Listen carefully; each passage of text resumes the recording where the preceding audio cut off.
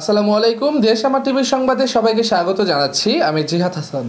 বক্তব্য রাখবেন নবগঠিত সরকারি কর্মকর্তা কলেজ শাখা ছাত্রদলের সদস্য সচিব নজরুল্লাহ রাফসান।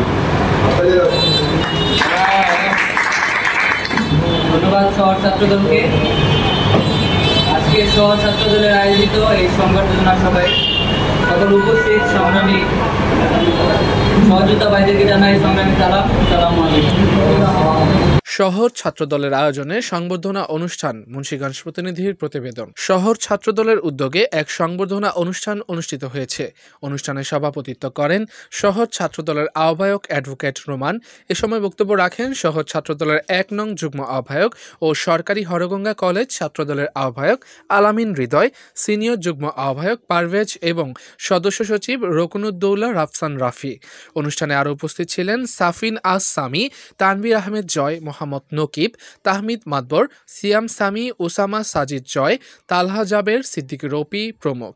মুন্সিগঞ্জ প্রতিনিধি, দেশ আমার টিভি।